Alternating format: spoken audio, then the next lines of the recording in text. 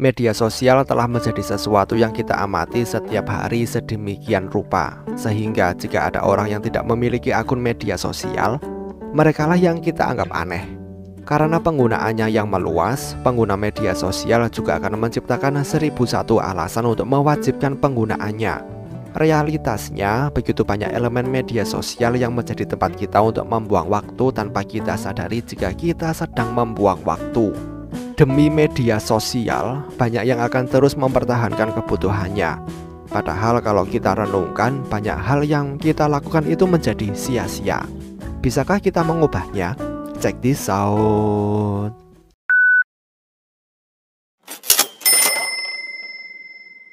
Salah satu kelebihan media sosial yang tidak ada di dunia nyata adalah adanya jarak digital yang memisahkan kita satu sama yang lainnya.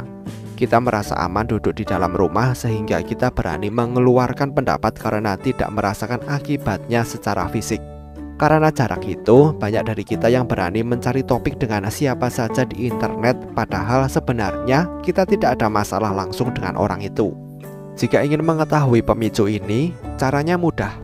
Jika ada komentar atau pendapat yang dikeluarkan tidak sesuai dengan kalian akan merasa cepat untuk memberikan balasan atau tanggapan dengan sensasi yang mendidih.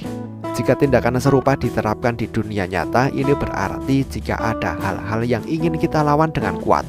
Pernahkah kalian bertemu seseorang yang berani menantang sesuatu tanpa rasa malu di dunia nyata seperti dia menantang sesuatu di media sosial? Budaya mencari pendukung adalah salah satu budaya paling beracun yang ada akibat penggunaan media sosial, terutama jika melibatkan influencer yang konon terkenal dan memiliki banyak pengikut atau dengan kata lain memiliki centang di akun mereka. Influencer sering berperilaku buruk yang akan mengeluarkan pernyataan yang dia tahu akan menimbulkan kontroversi, tetapi dia sengaja menginginkan kontroversi itu. Ini karena dia tahu jika pendukung atau pengikutnya akan mendukung pendapat itu meskipun mereka tahu pendapat itu salah atau tidak terlalu akurat. Setiap hari kita dibombardir dengan isu-isu yang sengaja dibuat oleh para influencer dengan harapan akan ada kontroversi panas yang berhasil dibuat untuk mengisi waktu kita selama bermain media sosial. Apakah tidak ada pekerjaan lain untuk kita? Apa yang sebenarnya kita dapatkan? Mati-matian membalas komentar yang mengkritik influencer yang sangat kita dukung. Yang penting, kenapa kita perlu terlibat dalam isu kontroversial yang sengaja dibuat oleh pihak A untuk memukul pihak B yang menjadi sasarannya? Influencer bahkan tidak peduli jika kita melindunginya, dia hanya ingin namanya menjadi hangat. Salah satu kelemahan utama media sosial adalah karena mudahnya pesan-pesan negatif disebarkan oleh beberapa pihak untuk mendiskreditkan pihak lain. Pernahkah kalian tidak menyukai seseorang yang bahkan tidak kalian kenal, tidak pernah bertemu, tidak pernah berinteraksi hanya karena media sosial? Pernahkah kalian bertanya-tanya mengapa hanya di media sosial kalian bisa membenci seseorang tanpa alasan yang masuk akal? Dulu di era media sosial Friendster, MySpace, dan sebagainya, penggunaannya cukup berbeda dengan sekarang. Tidak banyak orang yang mencoba menjadi ahli dalam nasihat dan motivasi. Tapi karena ada Facebook, Twitter, dan sebagainya, ada banyak orang yang ingin mencoba memotivasi orang lain dengan berbagai cara. Cara termudah adalah bagikan kisah-kisah inspiratif yang menjadi bukti kesuksesan itu. Jika dia berbagi cerita orang lain, itu bisa diterima. Masalahnya adalah dia berbagi ceritanya sendiri. Mengapa begitu banyak orang membagikan kisah sukses mereka sendiri untuk memotivasi orang lain? Usia saya 26 tahun, tapi saya sudah punya rumah. Saya sudah menikah. Dulu saya susah. Saya bisa melanjutkan kuliah walaupun saya sudah menikah. Anda bisa seperti saya jika Anda membeli buku ini.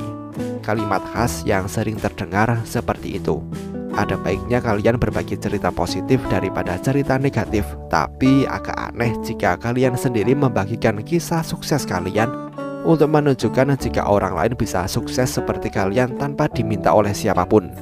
Jika kalian ingin bercerita, ceritakan kepada keluarga besar kalian.